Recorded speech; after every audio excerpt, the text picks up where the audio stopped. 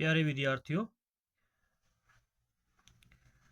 आज हम प्रश्नावली 1.1 के दूसरे सवाल का तीसरा भाग हल करेंगे। तीसरा भाग है, इसमें हमने आपको कल जो पहले सवाल किए थे उसमें हमने सोल्व किया था। पूर्णांकों के निम्नलिखित युग्मों के HCF और LCM ज्ञात कीजिए तथा इसकी जांच कीजिए कि दो संख्याओं का गुणनफल बराबर है HCF गुणा LCM के। तो ये जो नियम है, इस नियम पर अभी तक हमारे दोनों जो दूसरे सवाल का पहला भाग और दूसरा भाग उसकी भी जांच की गई, वो दोनों सत्य साबित हुए, सिद्ध हुए। इसी तरीके से हम तीसरे भाग को यहाँ पे सॉल्व करेंगे और तीसरे भाग को अब सॉल्व करने जा रहे हैं हम। हमारे पास संख्या है दूसरे सवाल का, लिखेंगे सबसे पहले यहाँ पे, सबसे पहले लिखेंगे सवाल नंबर 2 और इसका भाग कौन सा है ये लिखेंगे यहाँ पे, भाग नंबर 3।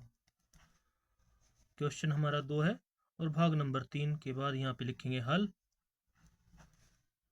तो हल में हमारे पास संख्या है 336 और 54। तो हम यहाँ पर मान लेते हैं दो संख्या, मान लो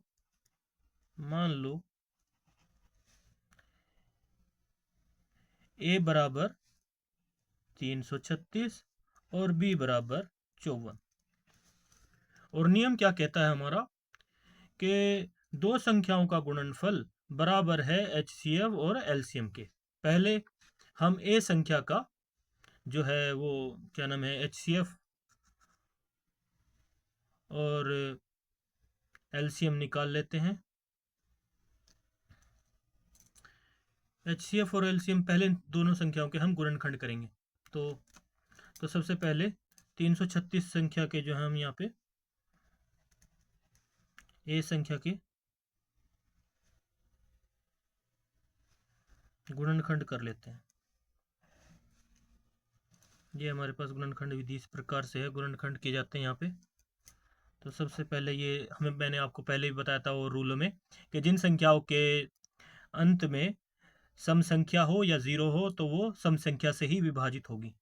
तो हमारे पास सबसे पहले ये सम संख्या 6 है, तो इसे हम 2 से विभाजित करते हैं। यहाँ पर 2 से भाग करने पर 2 एकम 2, एक बचा यहाँ पर, ये हो गए 13। उसके बाद 2 छिके 12 और एक फिर शेष रह जाता है, उसे हम कैरी करते हैं आगे, तो 16 हो जाता है। तो 2 अट्ठे 16 कैरी हो गई 16 पर। अब फिर हमारे पास सम संख्या है, तो सम संख्या को फिर ये 2 पर ही जाएगा, विभाजित होगा। 2 अट्ठे 16, 2 चौके 8। अब फिर हमारे पास सम संख्या है, फिर दोबारा से 2 पे जाएगा, 2 चौके 8 और 2 दूनी 4। फिर हमारे पास सम संख्या आ गई है अंत में, तो फिर यह है 2 पर ही जाएगा, 2 दूनी 4, 2 एकम 2। अब ये हमारे पास विषम संख्या आ गई है। अब ये 2 पर नहीं जाएगा, अब हम इसको विभाजित 3 से करेंगे। 3 सत्ते 21। 7 जो संख्या है वो केवल 7 से ही विभाजित हो सकती है, इसलिए इसके हम करते हैं 7 एकम 7। तो ये एक आ गया हमारा युग्म, यानी एक बचा, ये पूरी विभाजित हो गई है यहाँ पे। इसके बाद हम ए संख्या का हमने गुणनखंड कर लिया। अब बी संख्या का हम गुणनखंड करते हैं। तो इसी तरीके से हम बी संख्या का गुणनखंड करते हैं।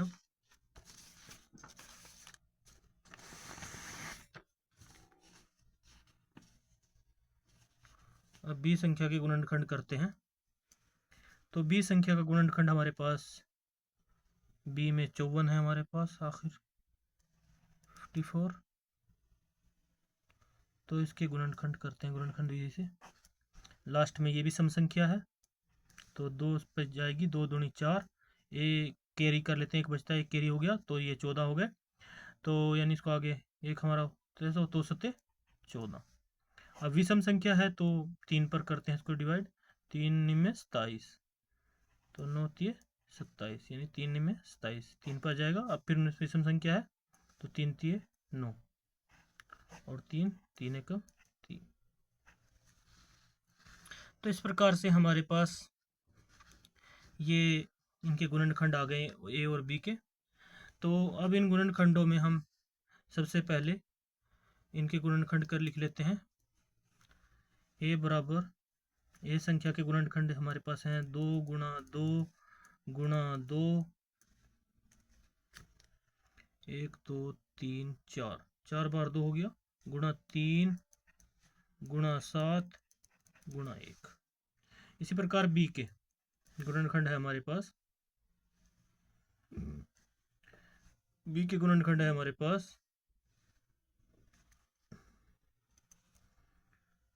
2 गुणा 3 गुणा 3 गुणा 3 गुणा 1। तो ये सब होने के बाद गुणनखंड आ गए हैं हमारे पास।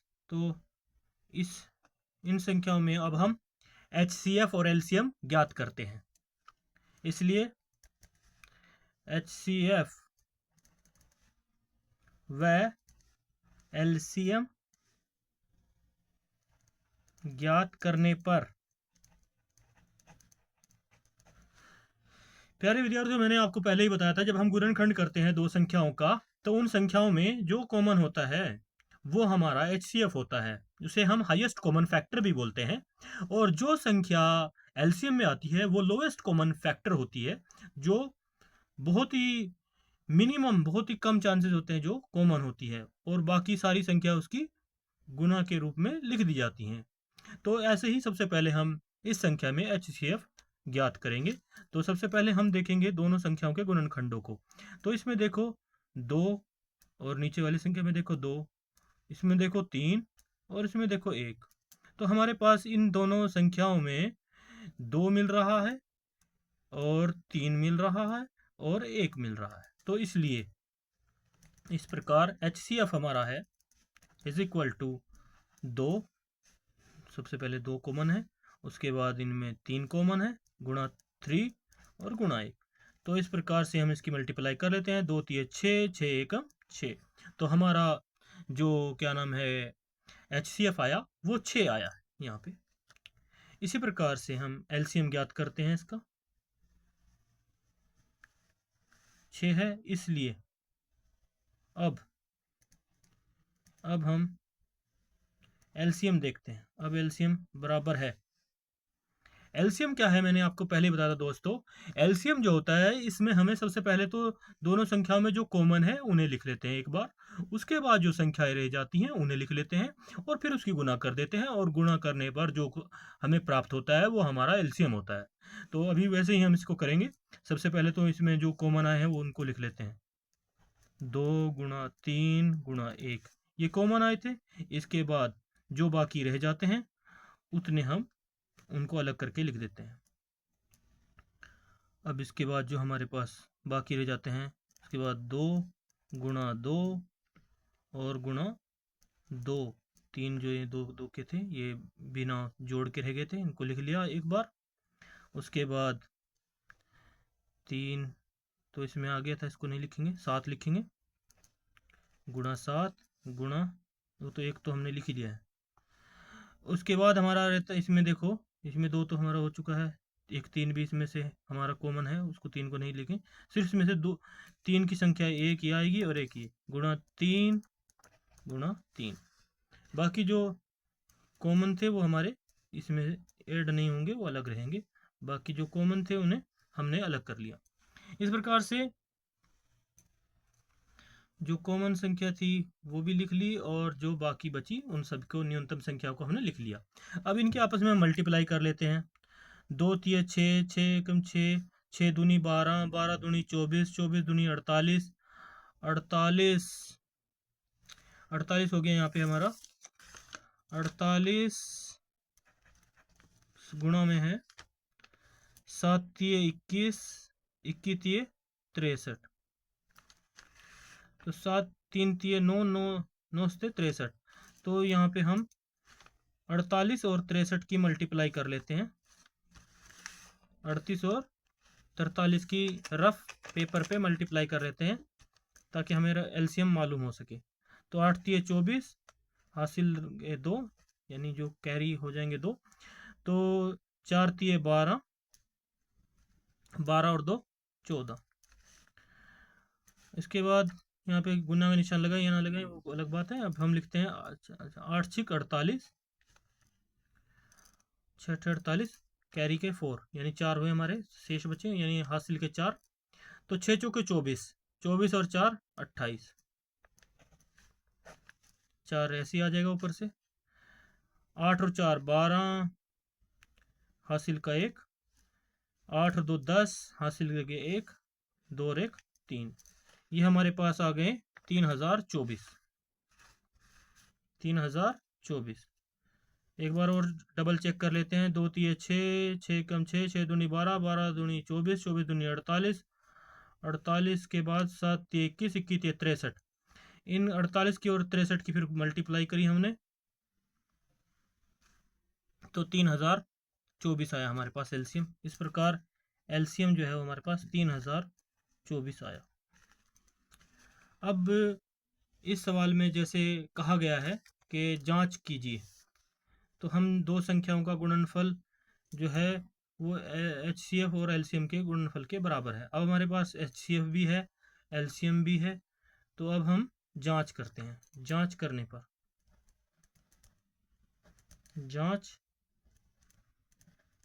करने पर देखते हैं दो संख्याओं का गुणनफल, यानी दो संख्याएं हमारे पास क्या है, ए गुणा बी बराबर है एचसीएफ गुणा एलसीएम।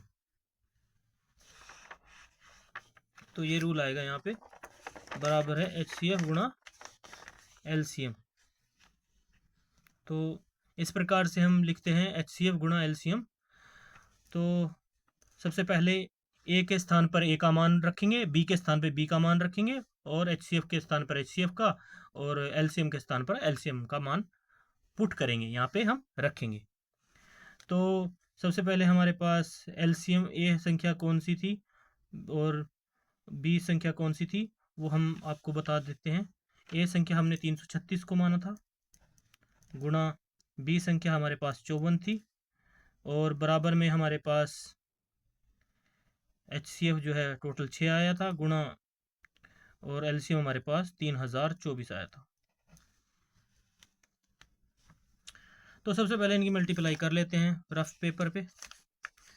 तो जैसे कि हमें पता ही है कि हमारे पास 3000 ऑलरेडी आया हुआ है, तो इसकी मल्टीप्लाई 6 से की है हमने। यहाँ पे 6 चौके 24, हासिल लगे 2, 6 दूनी 12 और 2 14, हासिल लगा 1, एक का एक ऐसे आ जाएगा क्योंकि 6 0 0 हो गया, एक का एक 6 तिये 18। ये आया हमारे पास 18,144। इसी प्रकार हम 336 को भी गुणा करके देख लेते हैं कि इसका कितना आता है। 336 को हम गुणा करते हैं 54 से, 6 चौके 24, हासिल लगे 2, 6 तिये 4 तिये 12 और 2 14, हासिल लगे 1, 4 तिये 12 और 1 13। इसको ऐसे छोड़ते हैं। इसके बाद यहाँ पे लिखते हैं 5 छिके 30 की 0, हासिल लगे 3, 5 तिये 15 और 3 18, हासिल लगे 1, 5 तिये 15 और 1 16। तो अब इनको ऊपर की संख्याओं को उतार लेते हैं। ऐसे ही 4 का 4 आ जाएगा, 4 फिर आ जाएगा ऐसे ही यहाँ पे। इसके बाद 8 और 3 11, हासिल लगे 1, 3 1 और 1 2, 6 और 2 8, 18,144। तो हमारे पास दोनों का जो गुणनफल है वो सेम आया यहाँ पे, तो बराबर है 18,144 इधर आया था हमारा जो गुणनफल हमने इसके साथ किया था, और 54 और 336 की जो गुणा करी है वो भी हमारी 18,144 बिल्कुल बराबर आई है। इस प्रकार से दायां और बायां जो हमारा ये प्रोसीजर है बिल्कुल बराबर है। यह कथन सत्य है, यह सत्य है, यह सत्य कथन है। और एचसीएफ हमारा इसलिए बराबर है इज इक्वल टू कितना था 6, एलसीएम इज इक्वल टू हमारा 3024। ये आपका आंसर होगा। तो प्यारे विद्यार्थियों, ये हमने आज सोल्व कर दिया आपका पूर्णांकों की जो संख्या है हमारे पास, दूसरा भाग पूर्णांक के निम्नलिखित युग्मों को एचसीएफ और एलसीएम ज्ञात कीजिए तथा इसकी जांच कीजिए कि दो संख्याओं का गुणनफल एचसीएफ गुणा एलसीएम है। तो इस प्रकार से ये यहाँ पे प्रूफ हो गया कि हाँ, ये सत्य है, जो दो संख्याएं होती हैं उनका जो गुणनफल होता है उनके एचसीएफ और एलसीएम के बराबर होता है, और हमारा यहाँ पे आंसर आ जाता है ये। तो इसके बाद हमारा दूसरा सवाल आज समाप्त हो जाता है पूरा। इसके बाद हम शुरू करते हैं तीसरा सवाल। तीसरा सवाल है 10वीं कक्षा प्रश्नावली 1.1। इसमें हम आपको आज सवाल का भाग बता रहे हैं। अभाज्य गुणनखंड द्वारा निम्नलिखित पूर्णांकों के एचसीएफ और एलसीएम ज्ञात कीजिए। तो इस सवाल में हम सबसे पहले इन सब अभाज्य गुणनखंडों के जो हैं एचसीएफ और एलसीएम निकालने के लिए इनको गुणनखंड करेंगे। पहले सवाल को अब हम हल करते हैं यहाँ पे। तो पहले भाग को हम यहीं पे सॉल्व कर लेते हैं। इसको लाइनिंग के हिसाब से ले लेते हैं और इसको भी एक लाइनिंग ले लेते हैं यहाँ पे। इसी के अंदर हमें सॉल्व करते हैं। सबसे पहले गुणनखंड करते हैं, लिखते हैं पहले भाग का, तीसरे भाग का यानी पहले का हल। सबसे पहले 12 संख्या के जो है हम गुणनखंड करते हैं। ये संख्या है 12, तो 12 के गुणनखंड होंगे, ये सम संख्या है, 2 पे 2 छिके 12, 2 तिये 6 और 3 एकम 3। ये यहाँ पे इसके युग्म आ गए इसके 12 के। इसके बाद 15 के भी ऐसे ही गुणनखंड कर लेते हैं, इसी संख्या में दिए हुए हैं। तो इसमें सबसे पहले ये विषम संख्या है तो 3 से विभाजित होगा, 3 पंजे 15 और 5 आया तो 5 एकम 5, इसके भी खंड हो गए। अब रही 21 की बात, तो हम 21 के भी खंड कर लेते हैं इसी लाइन में यहाँ पे। तो 21 के खंड भी ऐसे ही हो जाएंगे। तो सबसे पहले इसको हम, ये विषम संख्या है, 3 पे चलेगा, 3 सत्ते 21, 7 एकम 7। तो इस प्रकार से तीनों के खंड हमारे पास आ गए हैं। अब इसमें हम लिख लेते हैं, इनको आप एक तरह से कह सकते हैं ए बी सी 3 संख्याएं हैं और इन तीनों संख्याओं के हमने गुणनखंड के अभाज्य गुणनखंड विधि द्वारा निम्नलिखित पूर्णांकों के एचसीएफ और एलसीएम ज्ञात कीजिए। ये 3 पूर्णांक है हमारे पास ए बी सी। इस प्रकार से अब इनके हम क्या नाम है गुणनखंड करेंगे। तो आप इसको एक प्रकार से लिख सकते हैं, माना ए बी सी 3 गुणनखंड है, माना, ये यहाँ पे लिख सकते हैं आप, मान लो ए बराबर 12 संख्या है, बी बराबर 15 संख्या है और सी बराबर 21 संख्या है। ठीक है, तो अब इनके हमने गुणनखंड कर दिए।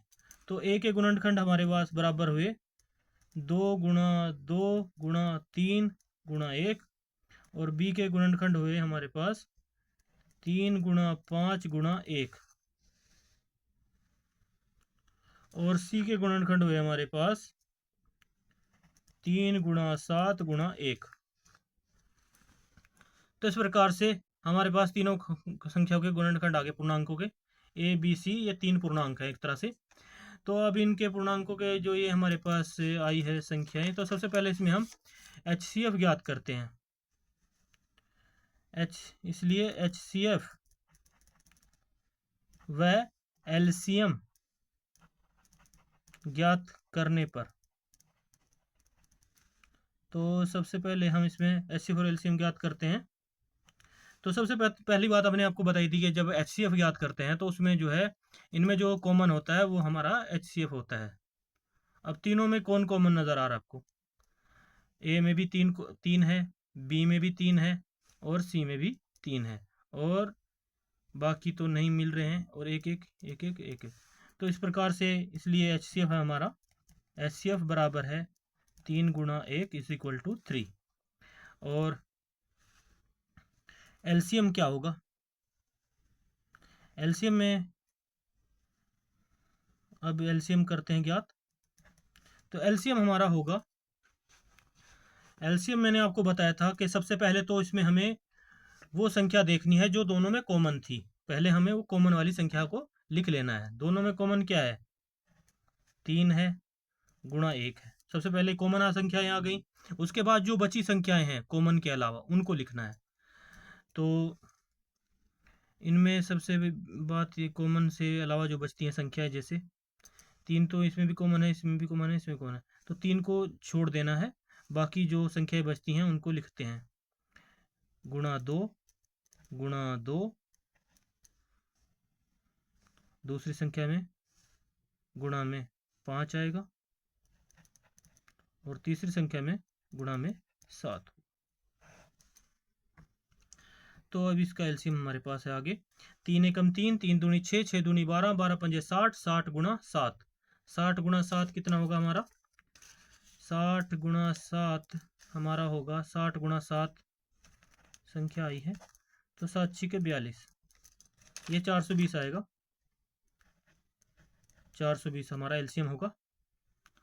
तो अभाज्य गुणनखंड द्वारा निम्नलिखित पूर्णांकों के एचसीएफ और एलसीएम ज्ञात कीजिए।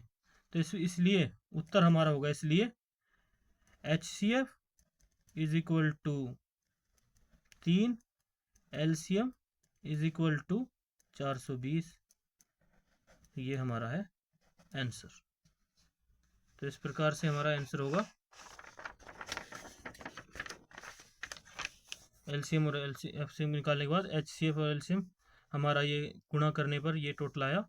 HCF 3 है, एलसीएम 420 है, ये हमारा आंसर होगा। अब हम आगे का सवाल सोल्व करते हैं।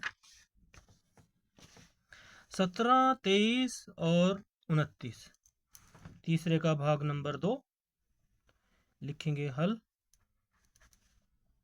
भाग 2 तीसरे सवाल का। इसमें क्या बता रहा है, 17, 23 और 29, इन सब के हम गुणनखंड कर लेते हैं। या मान लो a बराबर 17, b बराबर 23, ये हमारा पूर्णांक है, और c बराबर 29।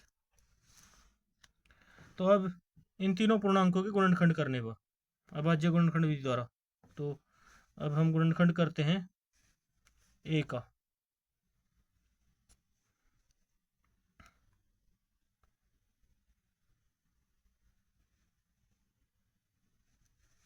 मान लो a b c, a बराबर 17, b बराबर 23 और c बराबर 29 है। अब इन तीनों के हम गुणनखंड विधि द्वारा गुणनखंड करेंगे। तो सबसे पहले a का करेंगे, 17 के गुणनखंड करेंगे हम। 17 के गुणनखंड करने पर हमारे पास 17 एकम 17, तो इसके 2 गुणनखंड आ गए। उसके बाद 23 के गुणनखंड करेंगे,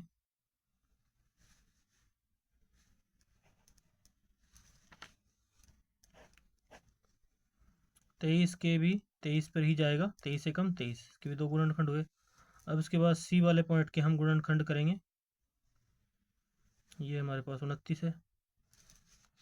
तो इस प्रकार से 29 को गुणनखंड करेंगे तो 29 के भी हमारे पास, ये पहले का हुआ, दूसरा हुआ, अब ये तीसरा भाग। 29 के गुणनखंड करेंगे हम, तो 29 का जो गुणनखंड करने पे है 29 का 29 एकम 29, तो इस प्रकार से ये किया। इस प्रकार 1 के गुणनखंड है बराबर हमारे पास 17 गुणा 1, b बराबर 23 गुणा 1, और c बराबर 29 गुणा 1।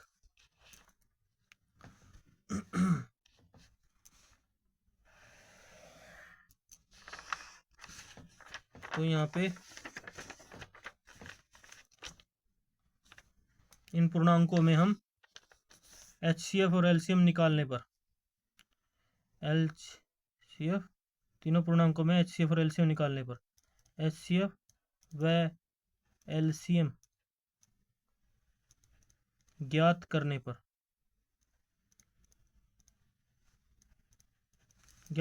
लिखेंगे। तो सबसे पहले संख्याओं में देखेंगे कॉमन कौन सा है। एक एक ये कॉमन है, ये कॉमन है, तो इसलिए HCF होगा हमारा इज इक्वल टू 1। तो एलसीएम क्या होगा? एलसीएम बराबर होगा, एक तो इनमें सबसे पहले कॉमन लिख लेते हैं, 1 गुणा में 17 गुणा 23 गुणा 29, जो गुणा करके आ जाएगा वो हमारा एलसीएम होगा। गुणा करते हैं इसकी, 17 एकम 17, 17 गुणा 1 17 17, 17 एकम 17, 17 गुणा 23 गुणा 29 बराबर होगा 17 तिये 51, 17 तिये 51, 17 तिये 51, हासिल लगे 5, 17 दूनी 34 और 5 कितने हो गए? 17 तिये 51, 17 तिये 51, हासिल लगे 5, 17 दूनी 34 और 5, 34 और 5 हो गए 39। तो 391 गुणा 29 करेंगे, कितना आएगा भाई? तो इसको हम रफ पेपर पे कर लेते हैं यहाँ पे।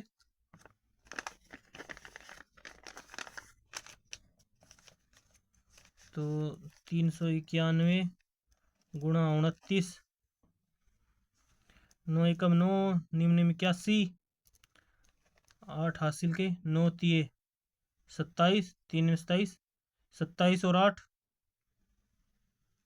35 होते हैं। इसके बाद जगह को छोड़ देते हैं, बाकी 2 एकम 2, 9 दूनी 18, 9 दूनी 18, हासिल लगे 1, 3 दूनी 6 और 1 7, तो 9 का 9 आएगा यहाँ पे, 2 और 1 3, बस मैंने जमा कर देते हैं, 8 और 5 13, हासिल लगे 1, 7 और 3 10 और 1 11, यह आया आपका 11,339 एलसीएम होगा आपका। कितना आया? 11,339, इसलिए आपके उत्तर होंगे, इसलिए HCF इज इक्वल टू आपका होगा HCF 1, एलसीएम होगा 11,339, ये होगा आपका आंसर।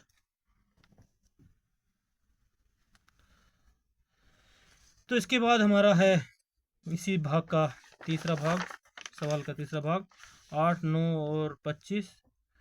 तो इसी प्रकार हल, मान लो गुणनखंड विधि से ही हम इन पूर्णांकों को हल करेंगे। मान लो a बराबर 8 है, b बराबर 9 है और c बराबर 25 है। ये क्या है? पूर्णांक है। मान लो a बराबर 8, b बराबर 9, c बराबर 25। अब इन पूर्णांकों के हम गुणनखंड कद करेंगे। सबसे पहले a के 8 के गुणनखंड करते हैं, 2 चौके 8, 2 दूनी 4, 2 एकम 2, ये हमारे 8 के गुणनखंड आ गए यहाँ पे। इसके बाद b वाले गुणनखंड कर लेते हैं। b में क्या है? 9, 9 का गुणनखंड करते हैं। 9 की संख्या विषम है, 3 पे जाएगी, 3 तिये 9, 3 एकम 3। इसी प्रकार से लास्ट में 25 है, सी वाले के भी हम गुणनखंड कर लेते हैं। लिखते हैं 25, और 25 की जो संख्या है वो 3 पर नहीं जाएगी, विषम तो है, लेकिन ये 5 पे जाएगी डायरेक्ट, 5 5 25। इसके बाद 5 एकम 5। तो अब गुणनखंडों की स्थिति में इनको हम लिख देंगे कि हमारे पास क्या क्या गुणनखंड आए। सबसे पहले ए के गुणनखंड लिखते हैं। ए संख्या के गुणनखंड क्या है हमारे पास? 2 गुणा 2 गुणा 2 गुणा 1। बी के क्या गुणनखंड है? 3 गुणा 3 गुणा 1। और सी के क्या गुणनखंड है? सी पूर्णांक के 25 के 5 गुणा 5 गुणा 1। अब इन तीनों पूर्णांकों में हम HCF और LCM ज्ञात करने पर तीनों का, इसलिए HCF व एलसीएम ज्ञात करने पर, अब इसमें हम ज्ञात करते हैं HCF और एलसीएम। हमारे पास HCF और एलसीएम ज्ञात करने के लिए इसमें सबसे पहले मैंने आपको बताया था HCF क्या होता है, हाईएस्ट कॉमन फैक्टर।